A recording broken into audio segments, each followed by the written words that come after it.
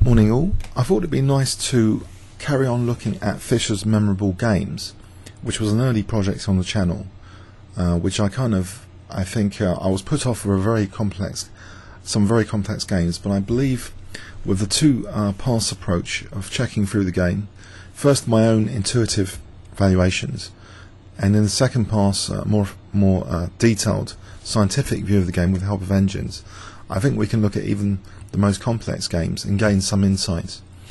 So in Zurich 1959, Fischer was playing Wolfgang Unzicker, and he played with white e4, and we saw a Roy Lopez. So bishop b5, a6. He nicknamed this game Milking the Cow, by the way. I think that's cow being the Roy Lopez, getting something out of it as a points winner. He had a very good system against the Roy Lopez, slowly building up advantages, accumulating advantages like Steinitz would approve of. So let's see how our advantages accumulated systematically throughout this game. Bishop a4, it's all standard Roy Lopez territory here. After b5, bishop b3. So we see actually d6 not going into lines like the Marshall Gambit, but this is slower, quieter, manoeuvring type game. So black castles, we see h3. The knight kicks the bishop to c2, and now c5. d4. All of these moves follow a very long beaten path. Thousands and thousands of chess games following this exact same path. Queen c7. Okay, now after knight bd7 we see bishop d7, and the knight goes to f1. Usually it's got an idea to either come to g3 or e3, so these two squares would be subject of attention for that knight maneuver. Rook fe8, and black is trying to reinforce e5, maybe do something with this bishop. Sometimes the bishop might even fianchetto, a delayed fianchetto. Knight e3, that's highlighted now, that's chosen to sort of fork those two key squares with the knight. Okay, after g6 we see now actually white choosing to play, Fischer chooses d takes e5. In some Roy Lopez games the move d5 might be chosen, but this might, crampen black's game, in particular this bishop on e7 behind the d6 pawn. On the other hand, when black plays a move like c4 later, the c5 square might be useful. Now this approach with d takes e5 is very interesting. If we look at this position after d takes e5, what are white's strategic goals? Well, here white, if you look and compare with a d5 plan, white has got access to d5 with the queen. Looking at d5 with that d file generally, even if the queen moves, you can look at the d5 square with a frontal attack. So there's more d5 square emphasis, and actually Fischer's next move kind of tries to emphasize maybe more, in a way, d5 control. He plays knight h2, so if he can undermine this knight with control of d5, he's loosening further black's control of d5. So we see rook ad8, and the queen comes off the danger file now. Later the battle can resume frontally perhaps for d5, or this rook doesn't even have to get involved in the only open file. It can tear open the queen side, and usually these pawns might become weak later. Okay, for the moment bishop e6, and now knight hg4. So you see that indirectly white is really focusing attention on d5, undermining a key defender. And the interesting dynamic now is also created as well. Black plays knight takes g4, creating a very interesting structural dynamic of double pawns, which means potential, maybe for the h file later. d5, is guarded by the bishop now, but is this knight also going to reroute into the game? Black also assists with d5 control with this next move, queen c6. So knight d5 is trying to be ruled out here. It loses a pawn, it would seem, in this position. But this knight has another avenue of attack available. A very interesting idea now, which looks like a pawn sacrifice. G5. It looks as though bishop takes G5 is possible, and we're going to have to check with an engine the variations implied by this very sharp move. But intuitively, it seems after bishop takes G5, knight D5 will spring an attack, which is very useful on G5. And on bishop takes C1, there would be knight F6 check, showing some of the dangers of the position. On bishop takes, then E takes attacks the queen, and again this bishop's loose. So this is a nifty idea, this G5 here. Furthermore, it means that F6 and H6 are highlighted, and maybe knight G4 to either of these squares is now on the cards as well. Black plays now knight C4, and we see this knight G4 method with the bishop now protecting the pawn officially, and the knight is looking at F6 and H6. So here is where we get a slight accumulation of advantage, I would say, with black now deciding to give up the light square bishop, which is a very serious decision given this particular pawn structure, that black's control of D5 is potentially vulnerable and exposable potentially to a frontal attack on the D file if the rook's left it one day. So later D5 could become a real liability. Alternatively, this bishop generally could run rampant through the light squares, the diagonals, as the position opens up. For the moment, black is showing he's not too bothered about this diagonal with his next move, F6. Okay, and he's also, it would seem, not too bothered about undoubling white's pawns. Fischer goes for this with G takes F6. So you might think, well, hold on a sec. What was the need for F6 here in this position? Possibly, if white is given time, there might be potential for something like G3, King G2, Rook H1, but it might be too slow. You would think with the bishop here, there's reinforcement of E4. It's difficult for black now to put too much pressure on white's centre. So if white's given time, maybe this H-file dynamic will be emphasised quite quickly. So black is not too keen to give white a free hand to do anything like that, perhaps. So it helps explain F6. But it's undoubling white's pawns, and it's also, of course, liberating this bishop on the diagonal. But now white is also activating the rook on A1 with A4. Okay. Now knight B6, and we see the file opens here. So white doesn't have to use the D file, can use the A file. Some entry points here could be useful, even as a basis for attack as well. But for the moment, bishop E3, tying down a bit black's pieces. The queen in particular is now feeling it's needing to nanny these two pawns on the queen side. Rook A8, and we see rook ED1, and we start to see the first time a frontal attack on that D5 square being evident. Black's control of the light squares is pretty loose. The bishop is also hemmed in by the pawn on E5. This bishop has clear targets, the C5 pawn, for example.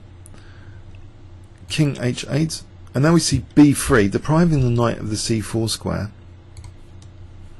And it may do other things as well in the future, like C4 if the knight came off C4, which would reinforce, say, rook D5 later as a plan. But for the moment, there's tension on the A file, so there isn't really a free hand, so to speak, for either player at the moment. Black plays bishop G7. Now we see queen H4, giving the idea that Fischer's interested in weakening black's king side with bishop H6, perhaps. And he's also eyeing, of course, this diagonal quite usefully. Black volunteers, actually, the dark square bishop exchange with bishop F6, and after bishop G5 just takes on G5. So that's robbed white of the bishop pair, which may be seen as black as at least some achievement, that getting rid of white's bishop pair could mean a safer king in the future. But on the other hand, okay, what about this light square bishop? Is it actually that good? At the present moment, it seems a bit as though it's limited in scope. Could that bishop become the hero later on as the game evolves to actually be better than the counterpart on b6? Well, let's see. The simplification now does occur. Black takes on a1, and we see knight d7. And now, unveiling some of the possibilities of the position, we see here bishop d1. And you might think, hold on, the e-pawn is en prise here. Well, there's various possibilities which we need to check out after for a detailed engine check of this position. It looks as though bishop f3 is dangerous, kicking the queen again, and then maybe rook a7. It looks as though the pressure for this 7th rank could be very, very dangerous in variations here, and this bishop coming to f3 would seem quite dangerous as well. And there's possibilities, of course, of also bishop c6 immediately skewering knight and queen. So for example, just intuitively, bishop f3, if we get a queen move here, well, if something like bishop c6 or rook a7 or just rook d1 here skewers queen and knight, and if the queen went somewhere else, then we're going to run into a horrible skewer like this. And either way you look at it, there's going to be a piece dropping off here. The rook can use the d file. That d file is quite dangerous for white. As demonstrated earlier, it's sort of showing a lot of the virtues of d takes e5 compared to d5, that the frontal attacks on the d file and d file usage generally is going to be very, very useful for white for the rest of the game. Okay, so black dared not take that pawn. Knight f6. And we see this invasion to the 7th rank with really dangerous consequences already becoming apparent. Rook f7 looks dangerous, decoys look dangerous with rook c7 under the right circumstances. Queen d6 attacking the bishop moves to e2, attacking b5. Is black being overloaded here? He actually feels, I suspect he is, because there's actually also threats of queen h6 eyeing g7 to mate black. So if black did a casual move here, like rook b8, I think there's overloading pretty evident here. So it seems intuitively that, for example, queen h6 looks dangerous. Is it actually defendable? We'll really need to check these out after the game. We're engine check. So queen f8 might hold, but there might be much stronger moves here in this position. Like, for example, rook f7 looks dangerous. A rook coming to f7, and then we see, you know, much more powerful queen h6 without any queen f8 resource. And this looks like all over intuitively. But let's check that after the game. In the game, it seems as though this simple bishop move attacking b5 is pretty bad news for black, actually, because of black's response. Rook e7, he's going down. Wolfgang Unzicker is going down a pawn now. So rook takes and then bishop takes. Is a pawn down. The knight pinned to the queen. So king g7, and the bishop comes back. So we've got a 2-to-1 pawn majority. This pawn ready to be pushed. So queen c7, queen e3, the queen comes back. g3, the king gets a bit cozier, perhaps, with king g2 now. And in fact, it can be played in this position, not minding an exchange of prisoners. b3 for c5 would still give white a nice c-pawn to work with, and also access into e7 and attacking e5. Black didn't want to do that. He played queen a5. We see queen d3, and now some manoeuvring to c4. These light squares are pretty weak in black's position. Pawns on dark squares don't help control, usually, of light squares. And now we see this pass pawn being generated now. b4. The outside pass pawn is going to be a menace to black. But for the moment, black has knight g4 direct threat on f2. That's parried, though, elegantly with queen c5. And black goes for the exchange of queens. If he doesn't, then, you know, e5 is also under fire, so maybe f3 kicking the knight, and then e5 might drop if he moves the queen away. So he takes off the queens, and can he salvage this ending? It looks like a hard task. f4. Okay, the king comes in, and now offering another pawn here. Now f takes it is double pawns, and knight d7 will fork 2 pawns. Fischer doesn't really want to do that. He plays bishop b5. He's not that greedy. He wants to keep his good pawn structure for the moment. After king e6, check, and now we see c6, depriving the knight of d7. So really f takes is much more on the cards without such a fork with knight d7. We see knight e8, and now this pawn sack is taken, is gladly accepted here. There's no forking of these 2 pawns. It's another pawn to the boot, 2 pawns up. Black plays h6, and now we see black really struggling in this endgame position. Now there's a glimmer of hope that there's a passed pawn to be generated here, but that's soon extinguished. The king changes its mind, comes back over here, and starts attacking these pawns, forcing them forward here. Okay, bishop c4. That will keep an eye surveillance over the knight, the pesky knight. The king's cut out of many squares here by these 2 pawns. So this king seems free to come and take this one. So king f4, and it's going to take this pawn on h4 at leisure. But first bishop f7. Now it takes the pawn, and the king comes back. All that's needed is these pawns. That will do the job here. Black resigned here on move 65. Okay, please excuse the slightly quick overview of the game. Positionally, just to try and get the logic of this, I think the distinctive logic of the game was begun with d takes e5, and white's using a d5 and generally a light square strategy throughout this game. The a file was used not just for getting an a file but weakening black's pawns earlier, and it seemed that the bishop and the rook on the 7th caused black's position to overload. He also had severe kingside weaknesses to deal with after the dark square bishops were traded off, and so that led to a pawn loss and ultimately a lost ending. Let's have a look at it again more forensically, maybe starting from this position. So in this position, yes, it looks like a huge advantage for white. So king d7, and it's really all over quite quickly here. We can just take that here and force the king out with king f7. Okay, so let's go back through the game. How did Fischer, in terms of Steinitz advantage accumulation theory, where did the advantage really start increasing? Okay, so Ruina Pez, as we saw, and so bishop c2, c5. Okay, for the moment it looks as though the engine actually likes the move d5, but also d takes e5. These are 2 major structural branches of the game, really determining a lot of future implications of the game if it's d5 or d takes e5 here. And you see these as equal kind of candidates. But also d takes c5 is considered as well. How would that be slightly different? It's actually d takes c5, and is it actually completely identical?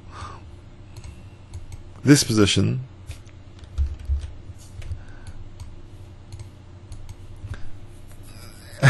excuse the moment of craziness, but it looks like an identical position to me, because this pawn is just going to reinforce the same position. Pardon me, that's why the engine is coming to the conclusion it's equal. So let's move on from that. Sorry, knight f1, rook f e8, knight e3, g6.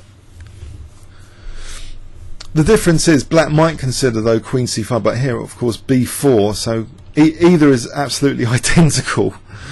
So d takes e5, apart from that fact of, okay, the slightly different possibilities. Okay, d takes e5 though here is chosen. If d5, so let's look at the option d5, which might be tempting to many of us. Then knight b7 prepares maybe to get into the c5 square. c4, white could still have a different advantage, but it's a different type of game. Very different type of game. So this approach Fischer's chosen is more about the d file and d5, and this plan which follows in this continuation really emphasizes this distinctive plan, the distinctive structure to play on the d5 square. So we get the double pawns here, which is no big deal to the engine. Looking at the dynamics here. So g5, very interesting pawn sack. Now if bishop takes g5, let's look at this in more detail. So knight d5 is the move, attacking the bishop. Now there's bishop c1 or bishop h4. If bishop h4, let's have a look at g3. Black could be in severe trouble with quite a few moves here. If he sacks the exchange though, that's interesting. But it might not be sufficient compensation. White seems to be slightly better there anyway. So g5 looks like a fine idea. So knight d5. Now I mentioned bishop d5 and I thought this was just no, actually there's queen f6 here protecting the bishop. Black might actually be better here. So hold on a sec. The move here is not e takes d5, but bishop takes g5. Maybe to come into these dark squares. So and it's also attacking, of course, d8. So that's winning the exchange in any case. So there's the option of bishop takes d8, just winning the exchange. And there's an even stronger idea, it seems now, of queen f6, just to try and mate black potentially with bishop h6. Once an exchange of queens, you can take here and then take on d8, even better. So it doesn't look as though, generally knight d5, it looks as though that's nice, but bishop takes c1. Let's continue a little bit this investigation of this. Check. Now in this position, you might think, well, hold on, why can't knight takes e8 be that good? In fact, the move given is rook a takes c1 by the engine. If knight takes, I guess the bishop comes back and deprives white of f6, because otherwise that's dangerous for delivering a mate on g7 there. And black might be okay here. This sort of position looks about equal. Even though white is the exchange up, it's an exchange up for a pawn, and it's not so easy, perhaps. So okay, so we get this g5, knight c4,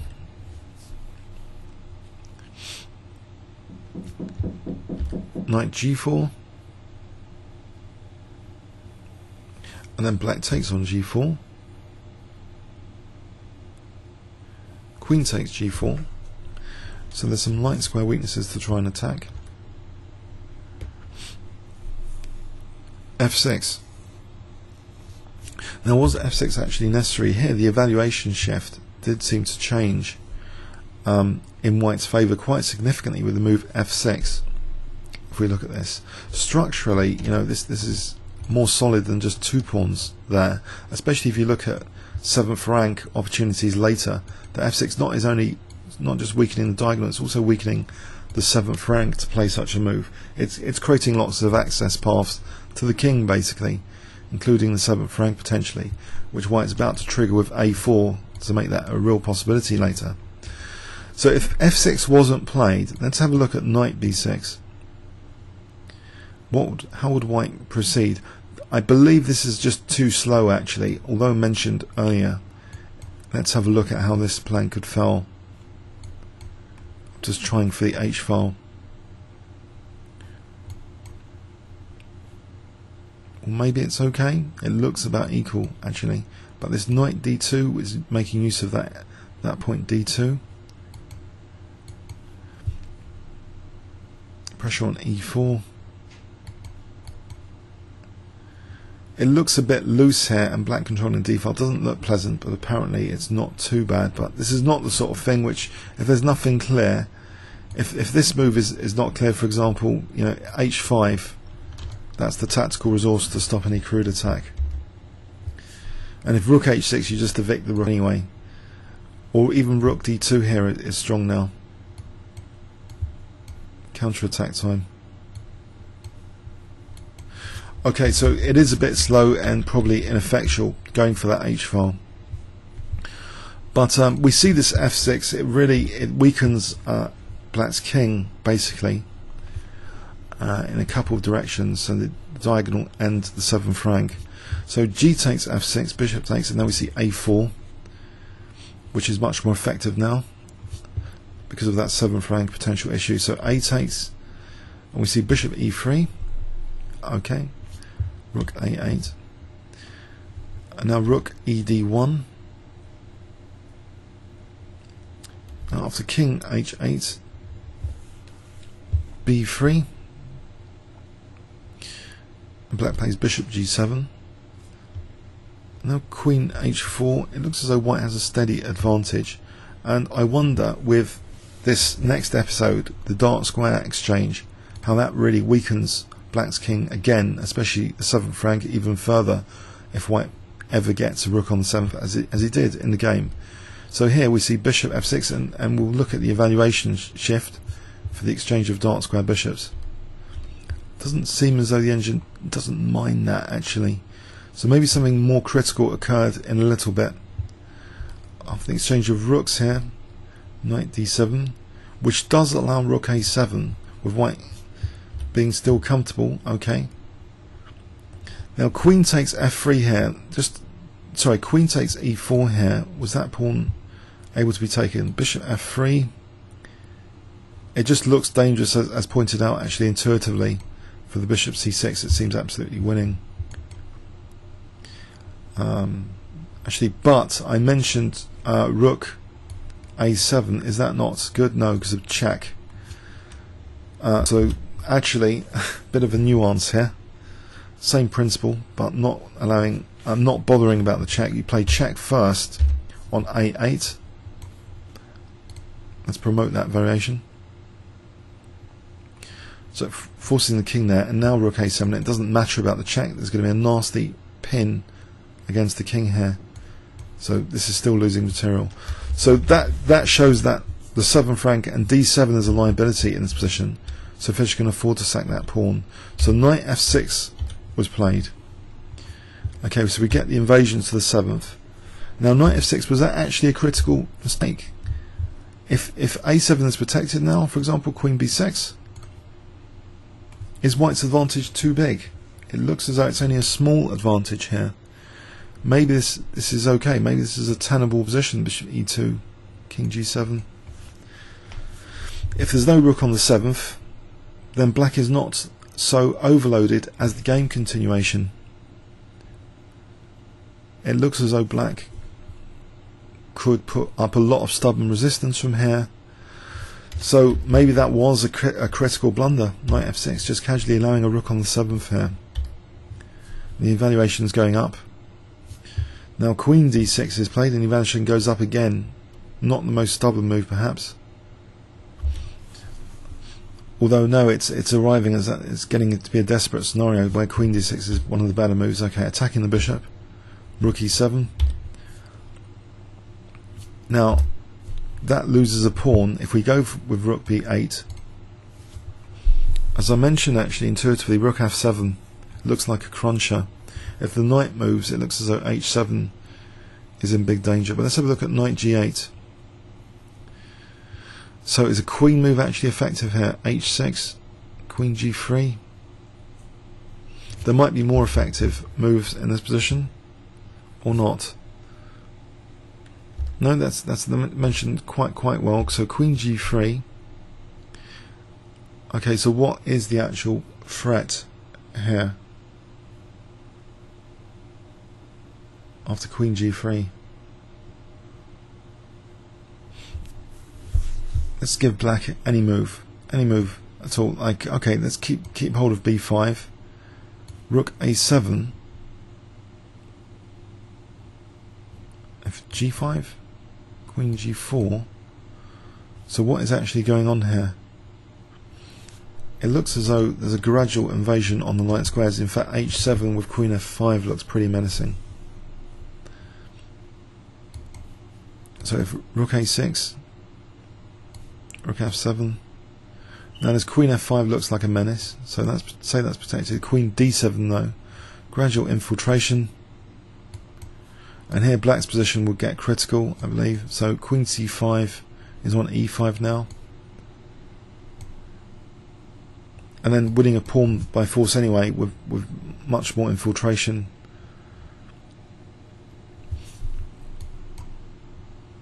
Rook f8, let's go with this, so sacking this pawn here. Queen b8, and now there's on the diagonal there's finally a disaster on the light squares, g8 in particular. That's just an example to see what are the issues. So in this position, okay, so rook b8 was rejected, so it does seem, you know, rook f7 is a promising move, one of the more promising moves.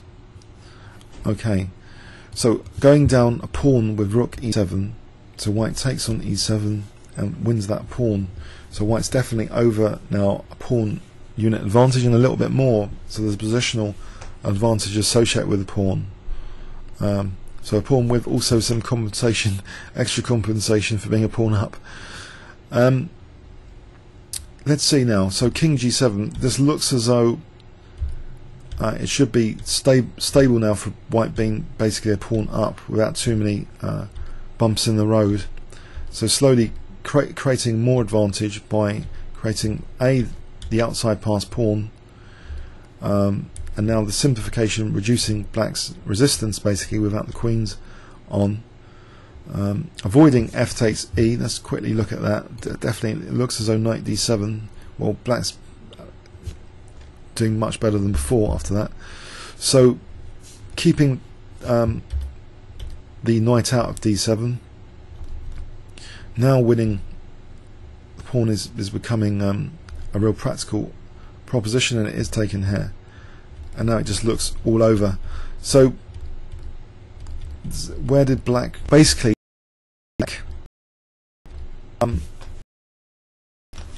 was you know, there was a systematic accumulation of advantages, but possibly if we stop that now, possibly the key blunder was allowing rook a7. There was probably more resistance with queen b6 at the appropriate moment. Okay, but it shows in Fischer's hands, even in 1959, a young Fischer, that he was able to steadily accumulate advantages against Roy Lopez opening and play it in a very mature manner. And even with the double pawn dynamic, he wasn't going for the h-file, he was going, you know, for the bishop pairs and a, you know, slower but securer, you know, infiltration on the 7th rank, not giving, you know, black counterplay on the d-file which he had opened up. That would be a bad scenario potentially, even though the engine thought it was quite okay for white. But so showing basically accumulation of advantages very steadily, and going into a nice endgame transition, just winning the endgame. Comments or questions on YouTube? Thanks very much.